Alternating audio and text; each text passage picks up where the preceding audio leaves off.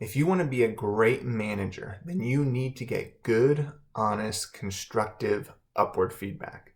You need to get feedback from those you're managing.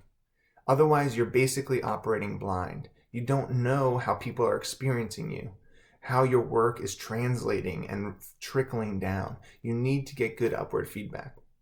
And yet, at the same time, it's really challenging to get good upward feedback. Those who are reporting to you are going to be nervous to share things that are not, positive, but are constructive with you. Hi, I'm Matt Plummer, the CEO of Zarvana, and in this video, I want to talk to you about how to get good upward feedback and the two mistakes I've seen many managers make that undercut their ability to do so. Good upward feedback, let's just start by saying it's critical. Researchers followed around over 250 managers for 5 years, and here's the two things they found. Those who got good upward feedback improved more than those who didn't. Who just got, not even good, just any managers who got upward feedback improved more than those who didn't. And then if they look just at those who got upward feedback in some years, what they found is that in the years that they got upward feedback, they improved more than in the years when they didn't. And so, that's not earth-shattering, but the point is that upward feedback drives improvement. Gallup also shows that managers who get strength-based feedback improve their productivity by 12.5%. That's huge. Upward feedback is critical. And when we don't have it, we can be completely out of touch with what is happening. One just small example of that is, most managers think that they give enough feedback. And so 58% of managers think they give enough feedback, which means only 42% think that they should give more. And yet, if you look at the employees, 65% of employees say they want more feedback. And so that means you have 42% of managers saying, I should give more, but you have 65% saying, I want more. That means there's a 23% gap in terms of the percent of managers who are accurately representing the wishes of their employees. So completely out of touch. That's what happens when we don't get good upward feedback. So how do we get good upward feedback and overcome the power dynamics? Because that is what really, undercuts and limits managers' abilities to get good upward feedback. People are scared that, if they share something negative with you, that it's going to affect their review, their promotion, their pay increase, the types of opportunities they get on the job. Well, if you want good upward feedback, you need to demonstrate transparency and vulnerability. And here are the two mistakes that I've seen many managers make along those two lines. First, with transparency.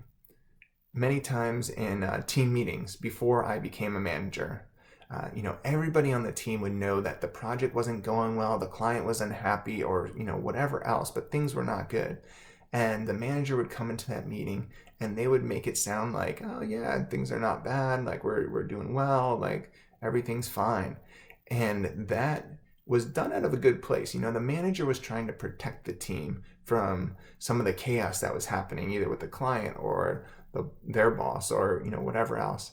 But in trying to protect them, they were actually not validating the team's experience. The team felt it. The team always feels that.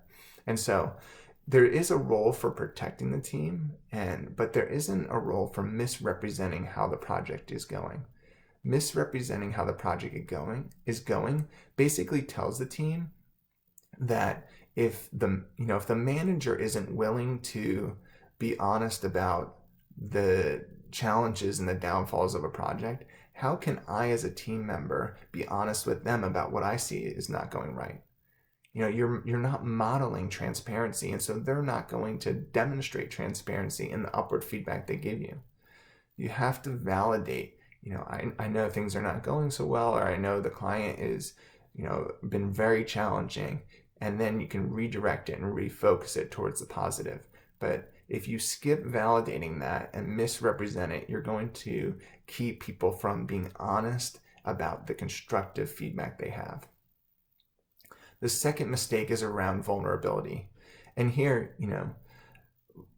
many managers try to be vulnerable by sharing past struggles or challenges that they've had. And so they might share, when I was in your role, I struggled with this too, and now I've overcome it. Or when I first was starting, I had this problem too. Unfortunately, sharing past struggles that you've since overcome and is no longer a problem is not a deep level of vulnerability, because the kind of key point of those stories is I've overcome it. I've made it through, and that is what's going to be conveyed to the team members.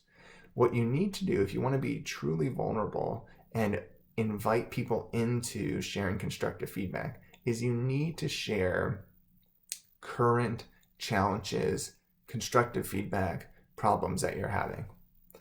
I remember when I was asked to be the liaison between the management team and junior staff in our office at one point. And I don't remember the context in terms of why we were talking about this, but I wanted to demonstrate some vulnerability and engage in a conversation where people could share openly about the constructive feedback that they had received. And so I had just presented at a conference a few weeks before and gotten some feedback from the attendees. And overall it was pretty positive, but there was one point of feedback that was super negative, and just something along the lines of like, the speaker was boring, he just rambled on, he didn't have any structure. And it was super painful to read that and to even think about it. It definitely hit on places of insecurity thinking through that feedback, and that was fresh feedback. And what I did during that meeting, even though it was challenging to do, is I took that out, the feedback form that I'd received, and I read them verbatim, the feedback that had been given to me by this person. And that, unlocked the conversation at a whole nother level, because no longer was I sharing something that I had overcome. I was sharing something that, there was pain attached to that, there was insecurity attached to that. And that is what true vulnerability looks like. It's sharing something that's a current struggle. And if you want people to step into your current struggles and offer you guidance on how they're experiencing that and how you can get better, then you need to be sharing those current struggles and not just things that have come before. So transparency and vulnerability are key to getting good upward feedback, which is critical to becoming a great manager. Go ahead and avoid those two mistakes, and you'll experience your team members giving you feedback at a whole nother level of candor. Thank you for watching this video. If you found it valuable, go ahead and like it below, share it with someone who you think it would help, and subscribe to this channel to get some more updates like this. Thanks again for watching.